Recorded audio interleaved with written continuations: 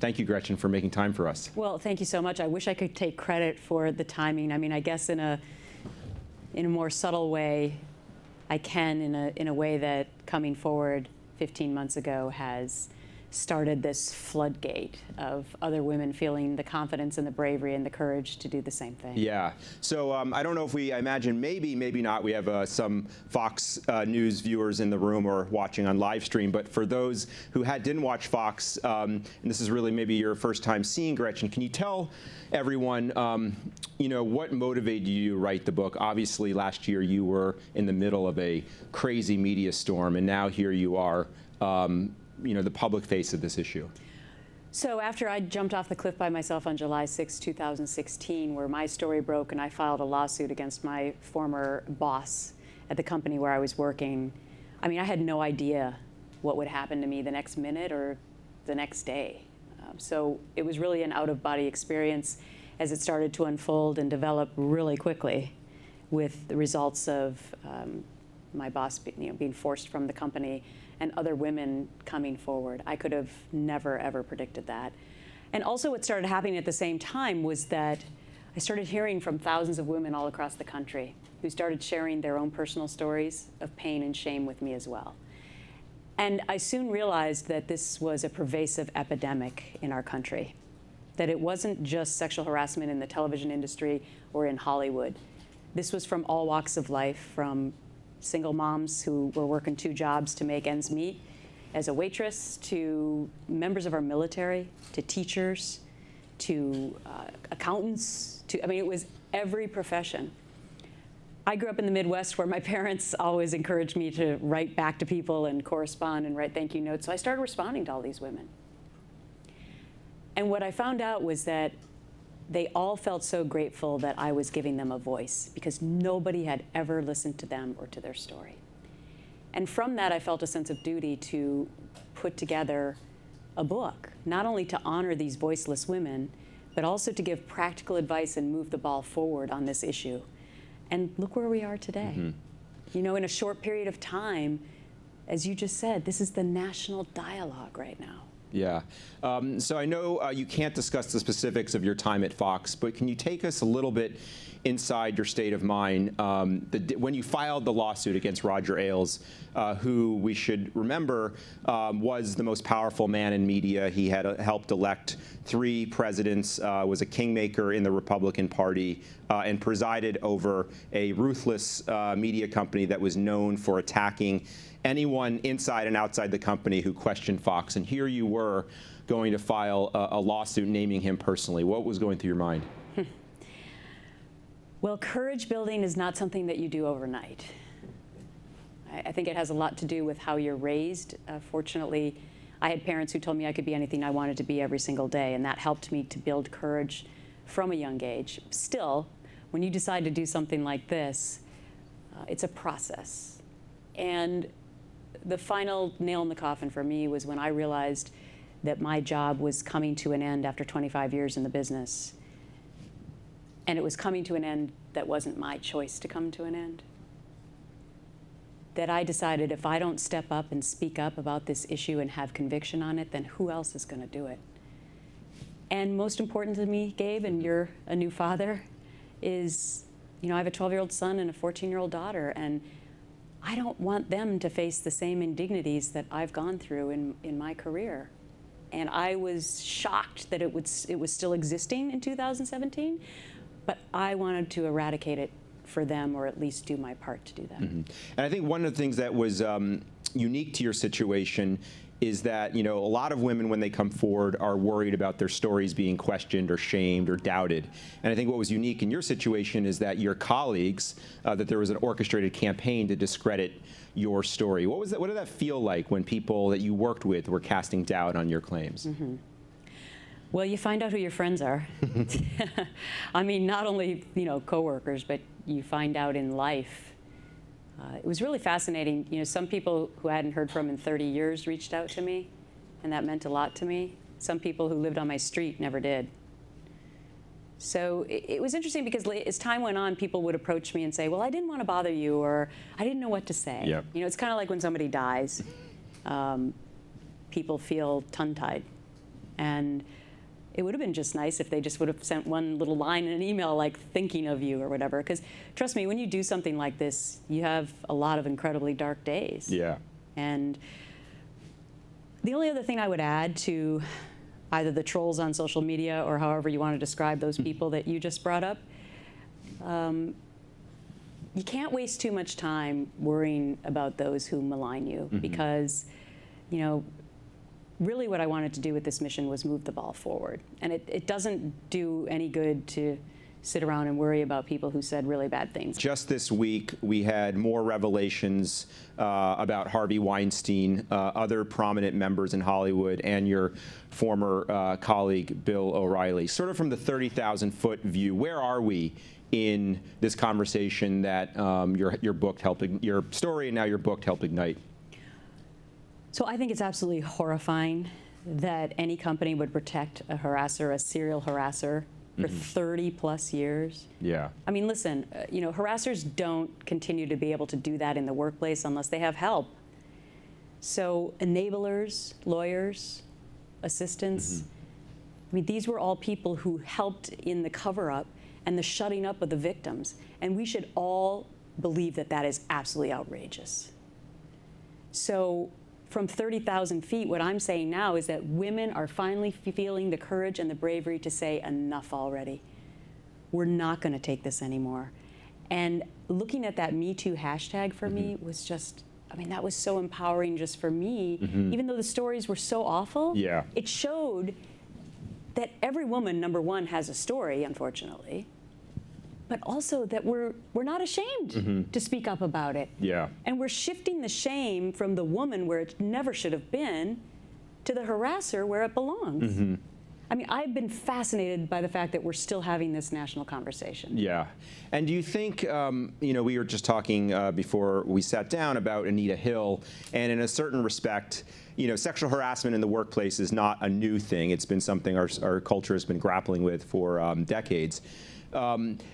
But sadly, here we are in 2017, and you know, we realize that someone like Harvey Weinstein, you know, who was exposed to be a serial predator, you know, quote, people knew, and this was going on for years, and it didn't stop. I mean, to me, as a reporter, you know, who covered Ailes' downfall, and you know, am always shocked that this behavior could have gone on with such high-profile people, and no one said, wait a minute, this isn't right. I know. In fact, in Weinstein's contract, allegedly the board allowed him to go on harassing. Yeah. They knew it was happening, and they just said, well, if another case comes up, you'll have to pay us a fine. I mean, really? The board of directors, by the way, none of them were women, you know, allowed that kind of pervasive misogyny to continue. That is absolutely outrageous and horrifying. I mean, that's where, as the focus of my reporting, a lot of it has been on the systems and the power that allowed this behavior to go on. And at Fox, it was a lot of it was a system that Ailes set up to silence victims through legal settlements, out-of-court settlements, NDAs, which we've talked about. So to me, that this is like with the Catholic Church abuse scandal. This is the focus should be on the power, not the individuals. It's the system that allowed this abuse to take place. Can you talk a little bit about OReilly to the degree that you can? You know, we learned, according to the New York Times, that Fox News signed him to a new contract after knowing he made multiple out-of-court settlements. Does that indicate that the company was taking seriously protecting women, or were they willing to look the other way for ratings? So if you read in the newspapers after my story, there was going to be a new beginning. Yeah. And I mean, I guess that would, I'll let you make your own assumption about that, since they re-signed him well after my story had broken. You know, what I can say about that is that for any company to re-sign an individual who had been dismissed for sexual harassment allegations and known settlements already, and then invite him to come back on the air just last month, that is absolutely horrifying. And to think that there was a cleanup on the way, I don't think I call that a cleanup. And the number itself, I mean, a $32 million private settlement. I mean, that, O'Reilly has been out there saying it's all, BS and it's not true. And I think the number speaks for itself. I mean, nobody spends that amount of money to settle a claim if there's not some merit to it. And I think that's exactly what I tweeted the other night. I just said, no, I don't care how much money you have. Nobody pays $32 million for false allegations. And it was, I think, the most retweeted tweet that I've ever sent in my entire, in my entire life. I didn't even intend for that. It was just my general reaction that, and here's part of the problem, and I know you know this, Gabe, but I want to make sure we're clear about this. When you sign a settlement or you're forced into arbitration, which is also a secret chamber, these are the two ways in which our country has deemed that we resolve these issues. They're both in silence, right, for women. What happens is that the perpetrator can go out and say whatever they want publicly, and the women can't respond. So is that fair? I mean, that's just bias like you've never even heard of before, where the harasser can go out and say, whatever, this is, none of the allegations are true, and the woman can't speak up, because if she does, then she'll lose the settlement that she received, or she'll get in trouble some other way legally. So it's a flawed system, and none of it benefits the women at all. Can you talk a little bit about that? We'll circle back to your story, but you're touching on kind of the public policy aspect of this, which I find really fascinating in the work that you're doing. To the degree that there are laws in place, how can we change the system so that women in the workplace who experience harassment have a safe venue to both air these claims and get some sort of justice or recourse? So one of the things I focus on in the book, Be Fierce, is should we really have these claims and complaints going to human resources? And when I started talking about this, I did hear from a lot of great people who work in HR departments. So I don't want to say negative things about all of them, because they said, look, we're trying to help. And so I see that. However, I think we need to really be cognizant of the fact that when the harasser could be the top person of the country who's signing the paycheck, is it really the safest place to go to HR? Isn't that a conflict of interest? I say that it is. So in Be Fierce, I advocate a couple of new measures that would maybe help more women to come forward and keep it a more independent process. So one of them is to hire an ombudsman who would be an independent, safe person, maybe even anonymously, that you would go to, and you wouldn't feel like you're walking down your hallway looking over your back knowing that you just filed a complaint with somebody who many times the HR people go right to the harasser and tell them that you filed a claim to make your life even more miserable. So that's one thing that I propose. The second is, after the Anita Hill case, actually that was the first story I covered as a journalist, ironically, and shortly thereafter I was harassed on the job by a cameraman in a rural part of Virginia who talked to me when we got back in the car about how I felt when he touched my breasts by putting the microphone on me. And I actually envisioned myself rolling out of the passenger side door, this is before cell phones, because I was so panicked to get away from him. So I've had other experiences in my life where I was sexually harassed before my last place of employment, but basically, in a nutshell, it drains you of all the self-confidence you've built up in your entire life to be known as a sex object instead of for your brain and for your talents. So what I think happened after Anita Hill is that a lot of companies decided to incorporate sexual harassment training, have that be a part of their policy. But what I have found out in my research is that a lot of times it's just a cover your ass facade for litigious reasons and otherwise, for the company to be able to say, we provide this. So one of the things I propose in Be Fierce is we should really take the focus of sexual harassment training and move it to more bystander training. How do we encourage other employees who know that this is happening, may witness it, or have been told by a colleague that it's happening, to also have the courage to come forward and not feel that they will also be retaliated against? We should really refocus the training on how do we celebrate the people who have the courage to come forward and say it's not a safe working environment, instead of just focusing on, hey, here's some case studies of sexual harassment and sign on the dotted line so that we know for sure you came to this training so that we're off the hook, right? I mean, let's really put effort into getting enablers and bystanders to become our allies. Well, and in many cases, the harassers themselves use the HR departments as a foil to say that, well, no one came forward to make allegations. How could these claims be true? Because there's never been a formal process. But I think that speaks to, what Gretchen is talking about, that a lot of people don't feel that HR is a safe place to make these claims. So instead, they bottle them up, and then the only recourse they have is through litigation. And that obviously has its own problems. Well, because most of the time you don't take a sexual harassment case to an open court. Why?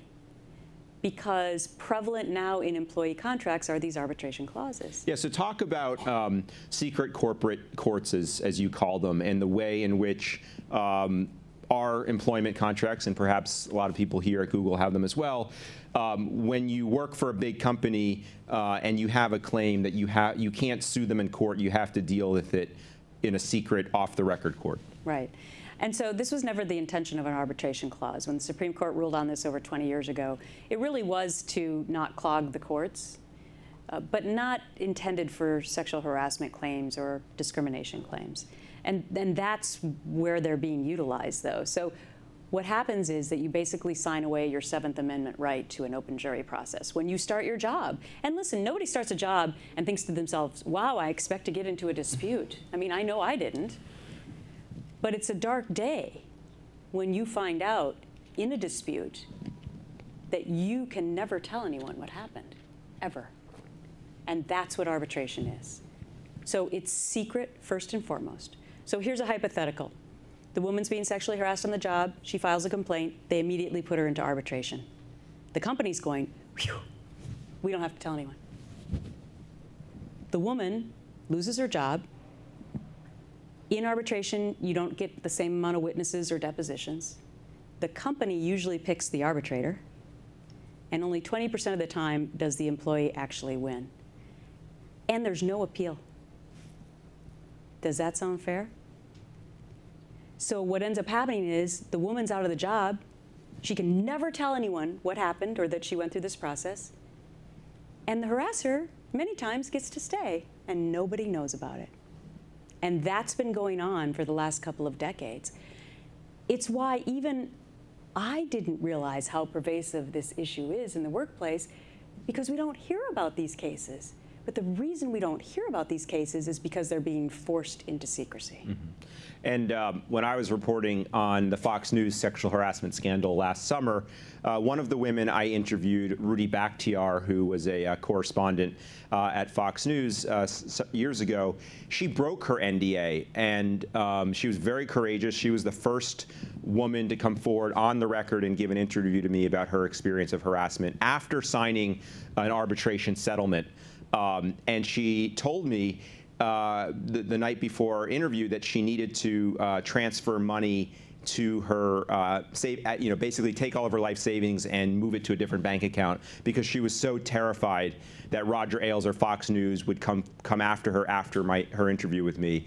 And she thankfully was brave enough to share her story, and that really helped catalyze and bring the Fox News scandal into the light. But I think that speaks to the fear that these NDAs have, that they inspire in victims. And I guess what I wanted to ask you is, do you think companies should, now that we're in the middle of this conversation, basically say, if you've experienced harassment, we think this is an important public issue to discuss and we should release you from NDAs? That would be very big of companies to do that. I think we should all demand that. Let me just say a little bit about Rudy, because she was so brave in doing that, and she was an amazing reporter. She was from Iran. She was covering foreign policy for us at Fox and did a great job. And suddenly she wasn't there anymore. And I always wondered, what happened to Rudy? Mm-hmm. 10 years later, when she came out to defend me and tell her own story, I guess I found out what happened to Rudy.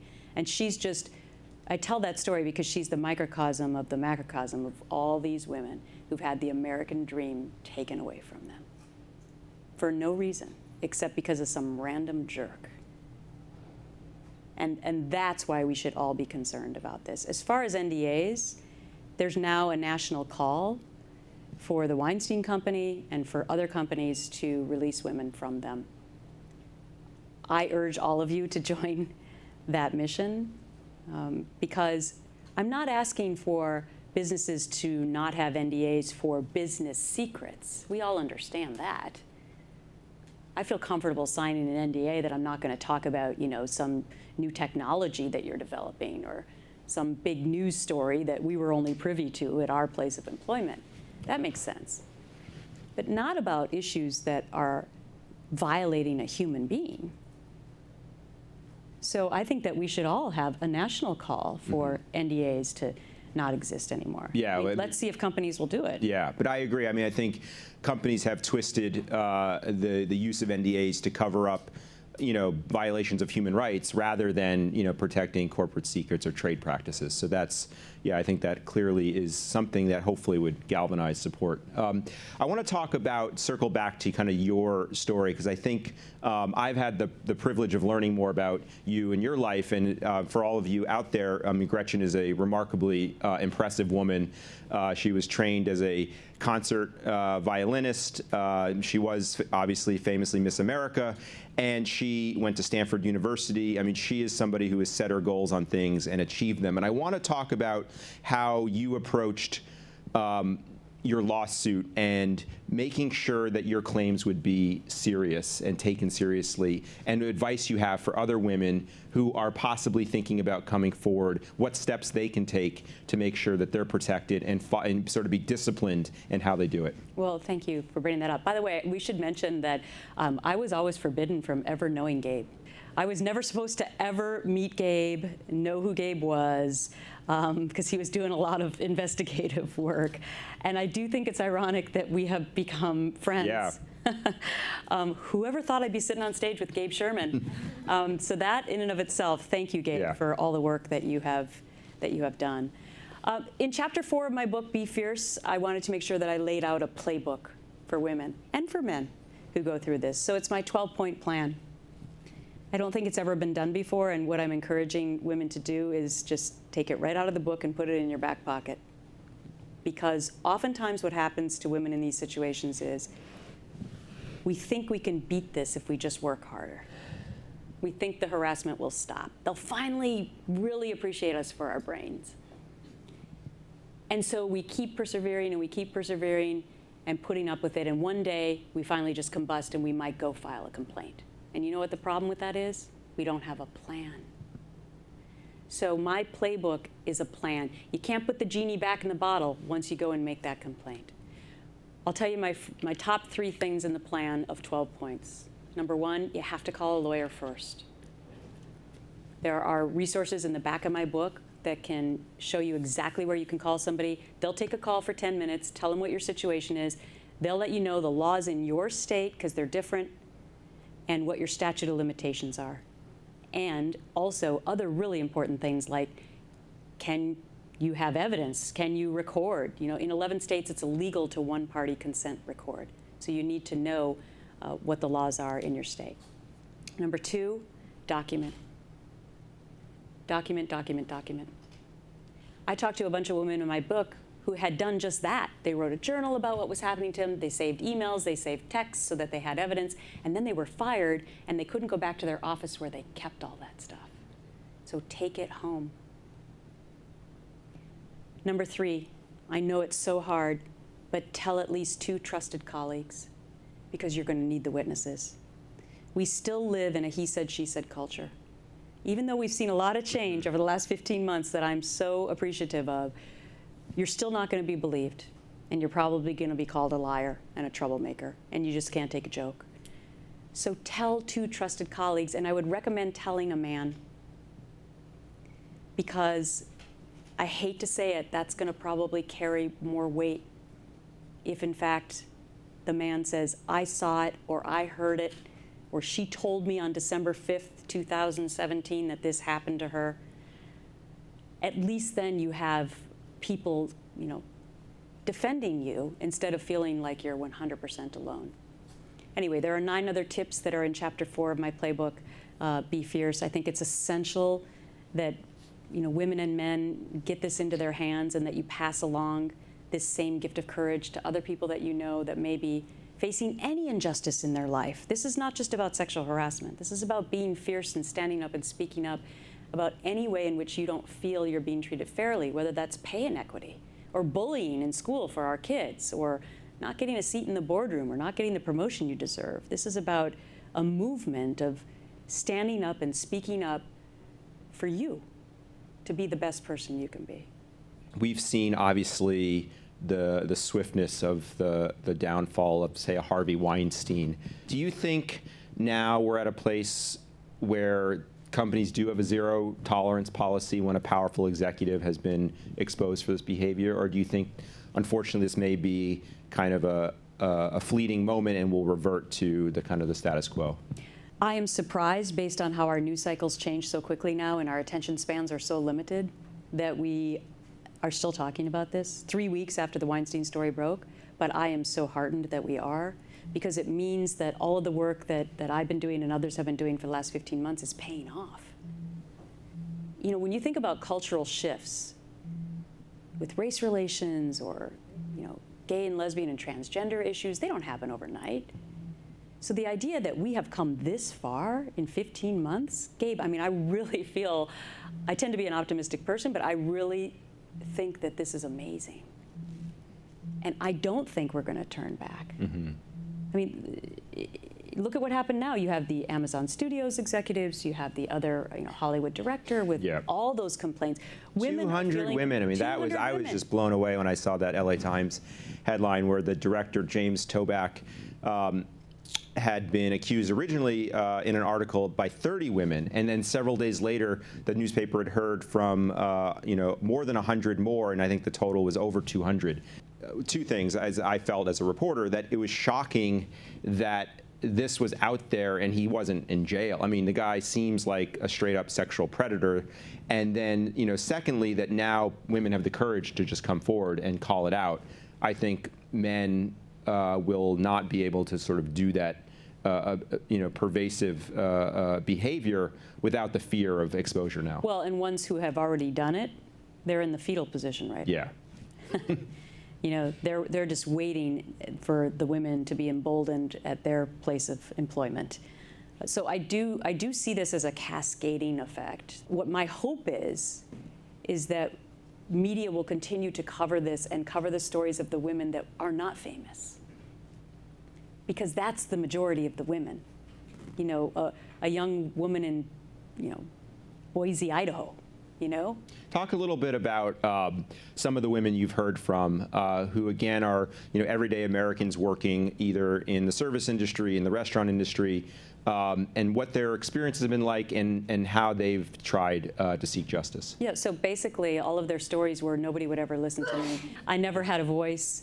I was maligned. It's the same sort of story, and I would just wait for it as I would respond to all of these women and then eventually get on the phone with them for the book. Without failure, all of them would say, my industry is an old boys club. It didn't matter what it was. Even female-oriented business areas like retail or the cosmetic industry. And I think the one thing that they felt so fearful of was, can I really come forward because I need my paycheck? And one of the questions that really gnawed at me, Gabe, and gave me a lot of sleepless nights was, how do I help the single mom who can afford to do this, right? Doesn't have the resources that I had, doesn't have the national platform that I had. And so through my fund that I've set up, Gift of Courage, I've now started the Gretchen Carlson Leadership Initiative, which will kick off next month, November, in Dallas-Fort Worth. It's a 9-city tour, 3 days of workshops in each city for underserved women, where they can come for free and learn about sexual harassment, domestic violence, get legal advice, and learn how to have a voice civically and politically in life. Because what tends to happen when you are going through something like this in your life, you feel alone and you feel like you don't have a voice, not just on that issue, you feel like you don't have a voice on anything. And I want to be able to provide these women the opportunity to become involved in their communities and get out of the shadows of becoming a victim. So I'm incredibly proud to be financing that leadership initiative as the start to helping more women to have a voice. And obviously we can't have this conversation in a vacuum, and I think we have to look at the national political landscape that we're all living in. And we have a president of the United States who himself has been accused by multiple women of very similar types of unwanted advances, and himself was caught on tape, the famous Access Hollywood tape, boasting about what he does with women. Are you surprised, or I guess what I'm trying to get at is, do you think the election in November was the sort of the last gasp of that old culture where that behavior was tolerated, or do you think somehow politics is different than corporate America, where people are willing to look the other way because they care about X, Y, or Z issue and they just want to vote for their party? Well, I think that until recently it was similar, in the sense that you had a lot of people covering up, and also that people put political policies ahead of human decency. I mean, for me, listening to that tape, sorry, it was really personal. Well, Donald Trump. I know Donald Trump. I've known him for 27 years, and a week after my story broke, he came out against me and said that from everything he had read, that he didn't believe me. So it was personal for me when I heard the Access Hollywood tape. And I feature, actually, Natasha Stoynoff, the People magazine writer, who accused him of unwanted advances in my book, Be Fierce. I felt it was important to give her a voice. That Access Hollywood tape, I think, if you're a parent, I hope you used it as a teachable moment for your kids. I know I did for mine. And again, forget political policy. It's my opinion that the way in which we treat human beings supersedes that. And that's all I cared about with that tape. I wanted my kids to know this is not how you treat people. Now, here's the difference.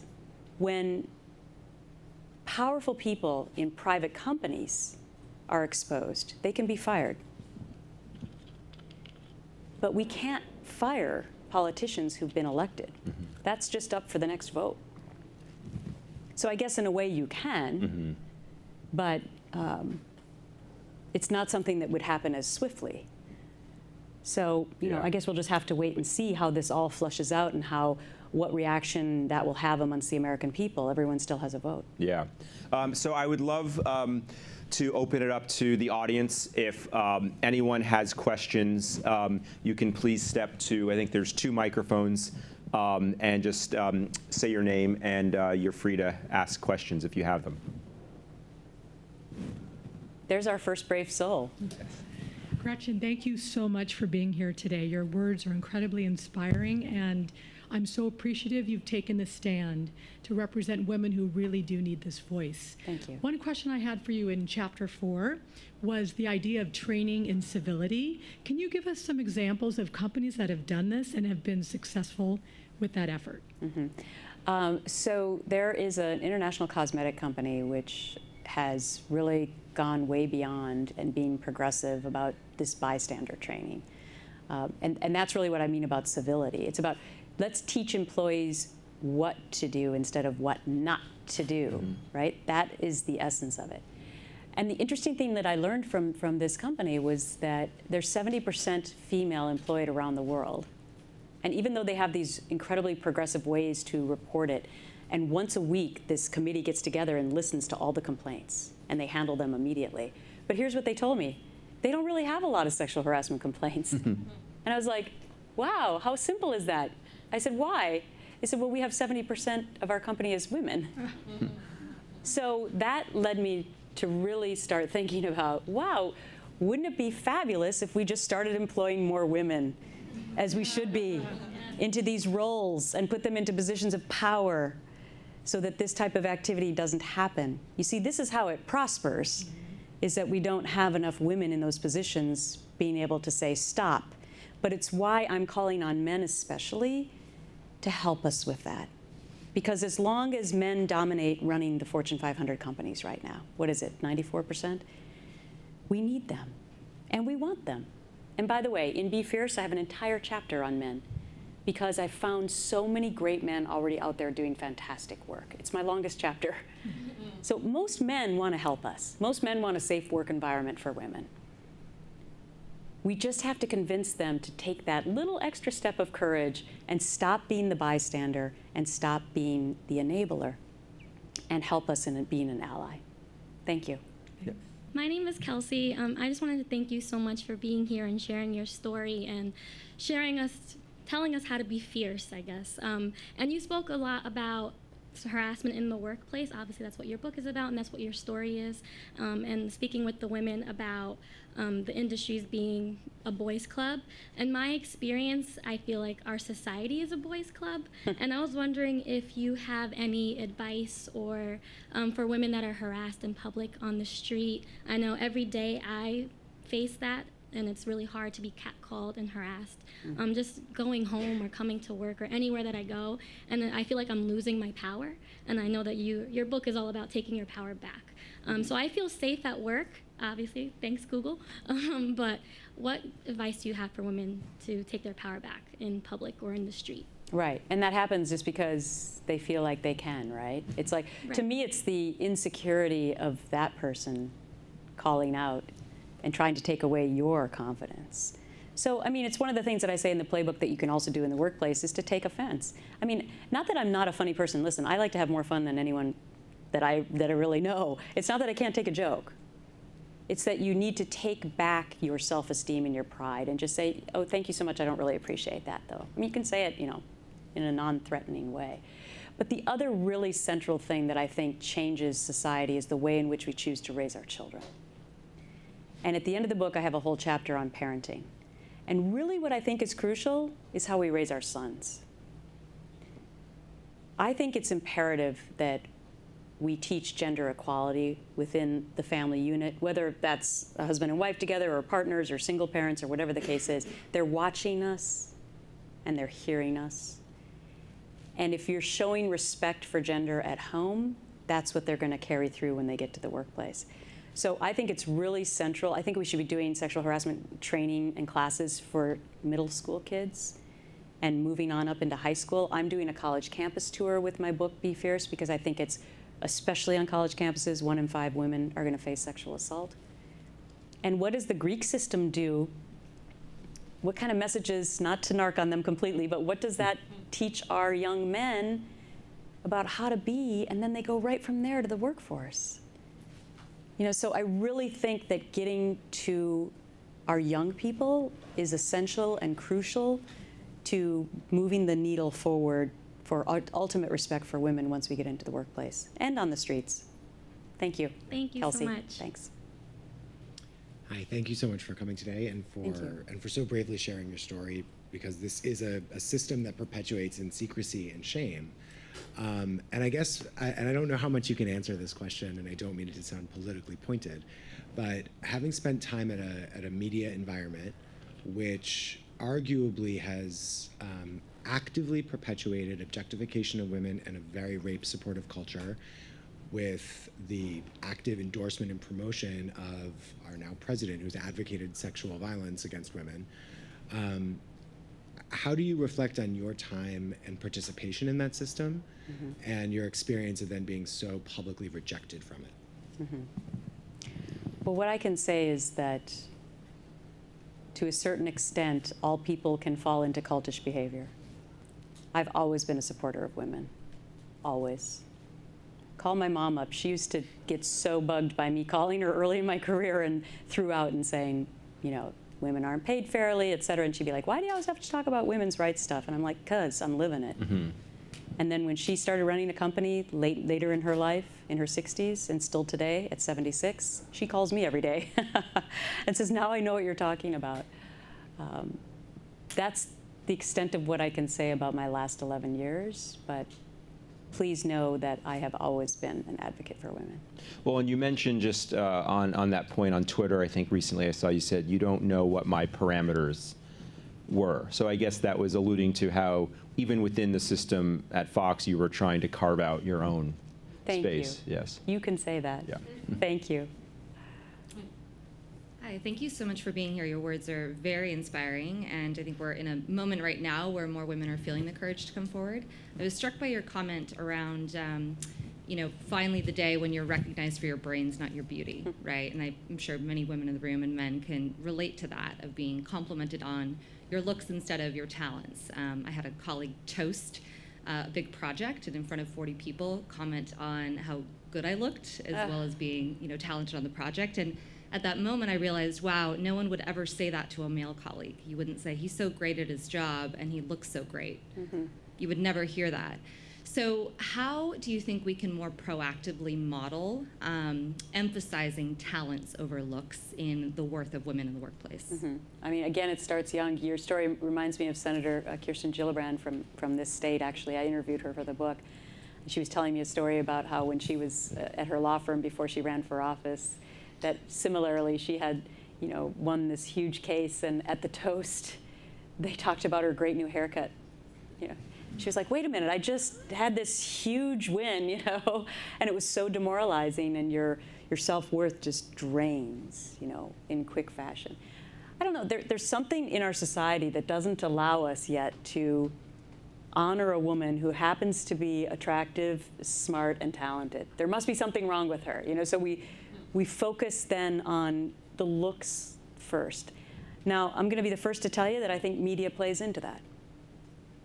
I don't really watch TV that much. I just really have been a news junkie. And over the last couple of months, when I turn on primetime TV, I'm like horrified that my kids might be watching this stuff and the sexualization of women. So I think that's where it comes from. And as parents, I don't know how we completely control that. I mean, you can control it in your house as much as you possibly can, but they go to school and they do live in the outside world. And are we really going to be able to change the imagery that we're putting out to our kids, not to mention porn? So to me, the way to really try to combat that is to raise our sons differently. I come back to that point. Well, I just want to jump in on that because I noticed in a lot of the news accounts of the Weinstein and these other scandals, people would come forward and say, oh, well, for my daughter, I'm going to do this. And as a father of a new daughter, I think that I know the intention is there, but to me, I also find that language diminishing of women because it shouldn't just be for daughters. It should, they're equal to men. It should be a human issue. And whether you have a son or a daughter, I want to raise my my children to be respectful. And I'm not speaking out or I don't report on this issue because I have a daughter. Right. I will give cred to the men who stop me on the streets of New York and shake my hand and do say thank you for my daughters. I think it hits home for fathers more when they hear these stories and they do have daughters at home. And if that ignites them to be part of this Be Fierce movement, fantastic. But you're exactly right. I have often said that I worked more for my son than I did for my daughter. And what I meant by that was that I wanted him to see what I did every day and respect his eventual female colleagues in the workplace in the same way in which he looked at his mom. So I do agree that the parity is essential, and actually more of the focus should be on the sons than the daughters. So actually, as a mother to a daughter, my question was about just the conversation with a daughter. She's 8 years old. And I think one of the most difficult times for me as a parent was election night, just knowing that in the morning I would have to, break this news that this horrible, bully that she'd come to kind of understand was now elected popularly, or not popularly, whatever, as the leader of Electoral this country. college, right? Constitutionally, he was elected. Yeah, well, so I had to explain all this to her. I've never felt so much fear in just devastation and trying to explain a happening to her, and I was just trying really hard to not to break down in front of her and to tell her this is going to be okay. But anyway, so just listening to this and having had my own experiences and watching all of this, come forward, I wonder about how to talk to her about what may end up, unfortunately, being her experiences in the future, And I just wanted to get your thoughts on, what would you say to a daughter? I don't actually know if you have a daughter or not, but like, what can we do to protect our girls and help them to protect themselves? So I have a 14-year-old daughter who actually I just took with me on my LA part of my book tour because I thought it was really important for her to see me out. Well, she also thought LA was cool, but to even take her out of school to show her what mom was doing, And I think it's imperative that our kids see us standing up and speaking up and being courageous. Because I can tell you what, it transferred to my kids almost immediately. My greatest concern was, how will my kids fare through this? And I've seen the bravery in my kids transplanted. It's contagious. So my daughter finally had the courage to speak up at school about some kids who were bugging her and came home and said, Mom, I did it because I saw you do it. I mean, that is how it starts, right?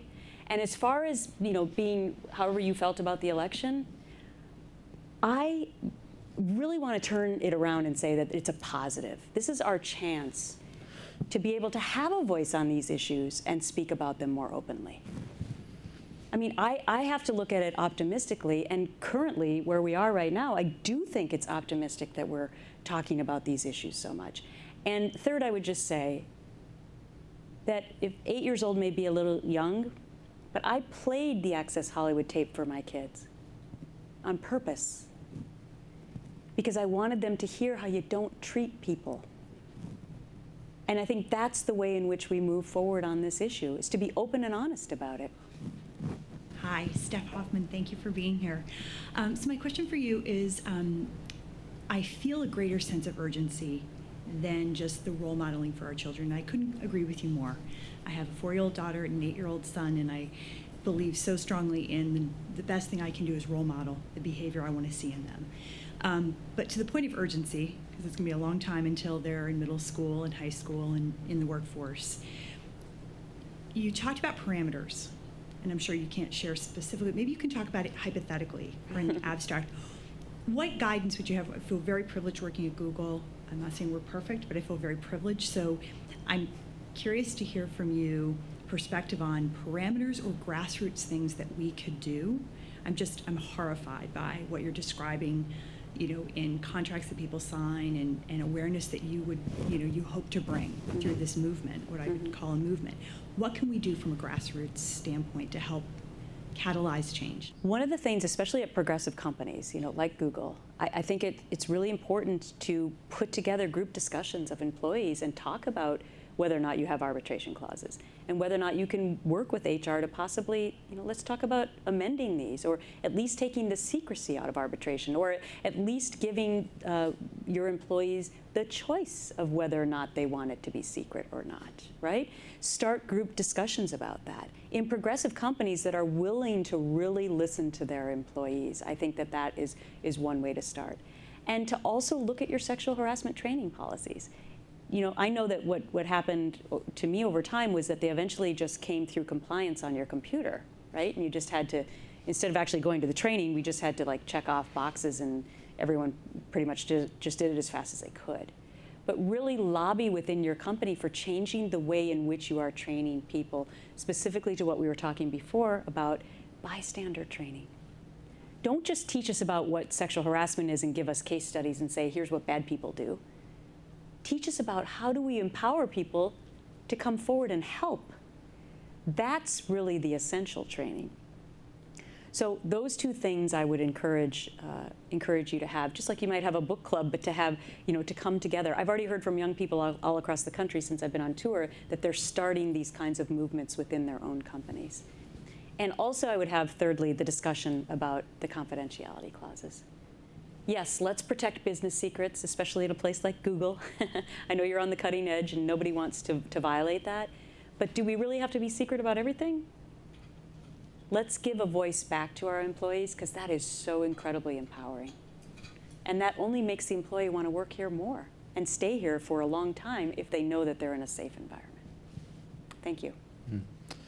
Well, I think this is all the time we have today. Thank you so much for participating in this very important discussion, and let's all give a round of applause for Gretchen.